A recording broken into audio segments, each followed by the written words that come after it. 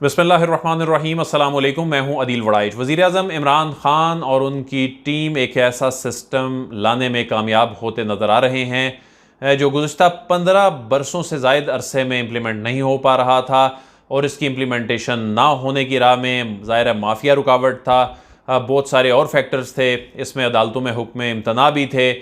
तो ये system implement ना होने की वजह से कौमी ख़जाने को सालाना 200 अरब रुपए से ज़ायद का नुकसान हो रहा था। इतनी बड़ी लीकेज हो रही थी, टैक्स इवेजन हो रही थी।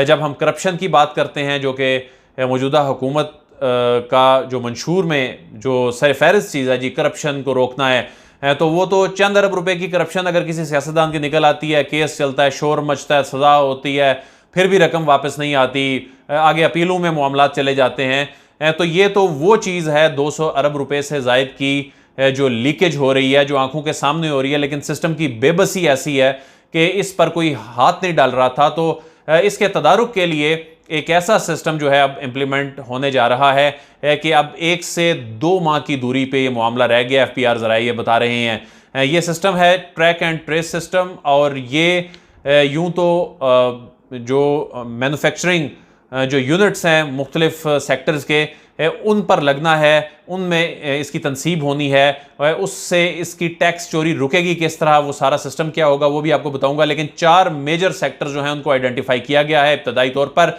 उन 4 सेक्टर्स में ये ट्रैक एंड ट्रेस सिस्टम जो है वो लगने जा रहा है, जिसमें अरबों रुपए की टैक्स चोरी जिसमें रोकने में मदद मिलेगी। इन 4 सेक्टर्स में शुगर है, और इसमें टोबैको है, इसमें सीमेंट है, इसमें फर्टिलाइज़र है। तो इसमें जी शुगर मिलों से बल्कि इस पे काम शुरू भी कर दिया गया है, और जो टीम्स हैं उन्होंने ट्रैक एंड ट्रेस सिस्टम की जो मशीनों और आलात की तनसीब के लिए फ़िज़िकल सर्वे भी शुरू कर दिए हैं। इससे पहले FPR ने चूँकि ये सारा मामला करना था, इसके लिए कंपनी भी शॉर्ट लिस्ट कर ली गई है, AJCL कंसोर्शियम, जिसने इसकी तनसीब करनी है। लेकिन ख़ुद FPR के अंदर मौजूद ही कुछ ताकतें जो हैं वो इसको इम्प्लीमेंट नहीं होने दे रही थी। बाहर बैठे जो लोग हैं, सरमायादार जो लोग हैं, जो इन सेक्टर से जुड़े लोग हैं, ज़ाहिर है वो भी इसको डिस्करेज करते हैं कि ये सिस्टम ना राइज हो। उसकी रीज़न ये है कि कितनी प्रोडक्शन होती है किसी भी कंपनी की, और वो मार्केट में कितनी बिकती है, उस पर फिर टैक्स कितना दिया जाता है। तो इसका कोई मैकेनिज्म नहीं था कि उस पर चेक नहीं था कि ये कंपनी कितनी चीज़ पैदा कर रही है और उस पर टैक्स कितना दे रही है। तो ये वज़ीर-ए-आज़म की इसमें ज़ाती दिलचस्पी थी, और यही वजह है कि उन्होंने FPR को उसको पुश किया, उसको मजबूर किया कि वो हर सूरत ये सिस्टम लेकर आएँ, और अदालतों में जो केसेस हैं उन केसेस की पैरवी की जाए, ताकि जो हुक्म इम्तना है वो खारिज हों, या जो केसेस चल रहे हैं, जो सिविल सूट हैं वो खारिज हों। तो इसमें सिंध हाई कोर्ट ने AJCL कंसोर्शियम को ट्रैक एंड ट्रेस सिस्टम का जो कॉन्ट्रैक्ट देने के खिलाफ सिविल सूट था उसे खारिज कर दिया। लेकिन अभी भी बताया जा रहा है एक आध अदालत में ये मामला चल रहा है, और अब ये कुछ ज़्यादा दूर की बात नहीं है, और ये बताया जा रहा है कि 1 से 2 माह के अंदर ये सिस्टम काम शुरू कर देगा। और इस सिस्टम की तनसीब के बाद इन सेक्टर से जो मिलने वाला सालाना रेवेन्यू है वो डबल हो जाएगा। यानी जितनी इनकम या जितना रेवेन्यू हुकूमत को इससे मिल रहा है टैक्स की सूरत में, तो वो समझ लें कि उसमें 100% इजाफा हो जाएगा। तो ये 15 साल से ये मामला सिर्फ फाइलों में दबा हुआ था। अब अगर ये सिस्टम इम्प्लीमेंट हो जाता है तो ज़ाहिर है आम आवाम पर इस पर किस तरह असर पड़ेगा कि जब डायरेक्ट टैक्स की इतनी बड़ी चोरी हो रही हो, ज़ाहिर है हुकूमत ने अमूर चलाने के लिए, रियासत के अमूर चलाने के लिए, मुल्क के अमूर चलाने के लिए उसे जो पैसों की ज़रूरत है, उसे जिस रेवेन्यू की ज़रूरत है, जब वो उसे डायरेक्ट टैक्स के ज़रिए नहीं मिलेगा तो या तो फिर कर्ज़े लिए जाएंगे या फिर इनडायरेक्ट टैक्सेस लगाए जाएंगे। तो इनडायरेक्ट टैक्सेस लगाए जाएंगे तो फिर महंगाई होगी, और कर्ज़े लिए जाएंगे तो उसका भी सूद जो है वो मैंने आपने ही अदा करना है। तो ये डायरेक्ट टैक्सेस की महसूलात के हवाले से, डायरेक्ट टैक्सेस इकट्ठा करने के हवाले से ये एक बहुत बड़ा कदम है। और ये जो कहा जाता है ना जी टैक्स नेट कैसे बढ़ेगा, बस हुकूमत दावे कर देती है, ऐलानात कर देती है, तो ज़ाहिर है जब भी कोई किसी सेक्टर पे हाथ डाला जाता है तो उसमें शोर मचने लग पड़ता है। वो सेक्टर जो हैं वो तालाबंदी या कर देते हैं, एहतजाज पे चले जाते हैं, या हुकूमत को ब्लैकमेल करना शुरू कर देते हैं। लेकिन अब ये जब इंस्टॉलेशन हो जाएगी मैन्युफैक्चरिंग यूनिट्स में, तो अभी जिस तरह शुगर मिलों को कहा गया कि फैक्ट्रियों के जो पैदावारी हिस्से में ये सिस्टम लगाना शुरू कर दिया जाए, तो उसके बाद वो जितनी प्रोडक्शन हो रही होगी उस यूनिट से, वो कैमरे रिकॉर्ड कर रहे होंगे, उसका जो सिस्टम है वो उसकी सर्वेलेंस कर रहा होगा।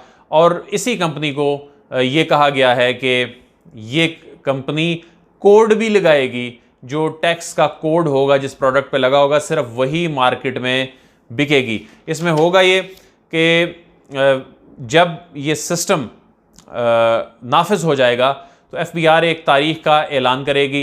एफबीआर की तारीख के ऐलान के बाद सिगरेट, चीनी, फर्टिलाइज़र और सीमेंट में कि जिन प्रोडक्ट्स पे टैक्स की स्टैंप नहीं होगी वो फिर बिक नहीं सकेंगी, और इस तारीख के बाद ऐसे तमाम स्टॉक को जब्त कर लिया जाएगा जिस पे ये स्टैंप नहीं होगी, और मैन्युफैक्चरर्स भी जो मार्केट में स्टैंप के बगैर ये प्रोडक्ट नहीं बेच सकेंगे, ना बेच सकेंगे।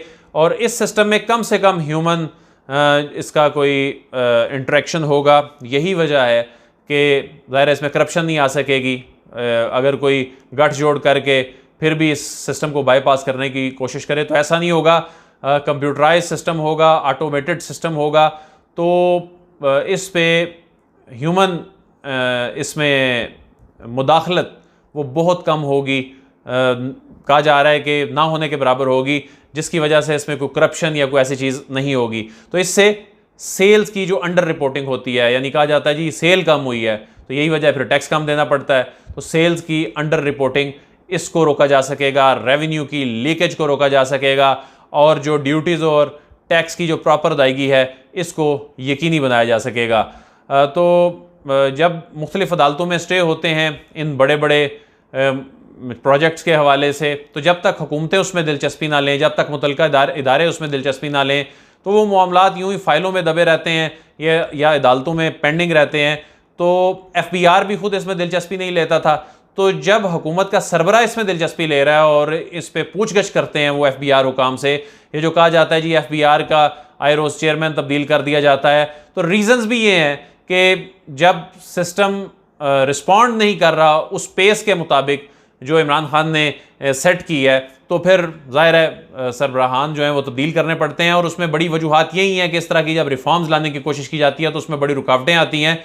तो अब इस बात का इम्कान है, जो नज़र आ रहा है, कि 1 से 1.5 महीने बाद ये टैक्स नेट बढ़ाने के हवाले से, टैक्स चोरी को रोकने के हवाले से, एक लीकेज को रोकने के हवाले से जो बड़े इकदामात हुकूमत कर रही है, उसमें ये बड़ा इकदाम होगा इस इम्प्लीमेंटेशन के हवाले से। और ये जो बड़े बड़े सेक्टर्स हैं जिन पे हाथ डालने का कुछ सोच नहीं सकता, तो प्रॉपर उनकी सर्वेलेंस, चेक एंड बैलेंस ये होगा, और अल्टीमेटली इसका इम्पैक्ट आम आदमी पर ही आएगा। अदील वड़ाइच को इजाज़त दीजिए, आपसे फिर मुलाकात होगी। अल्लाह हाफिज़।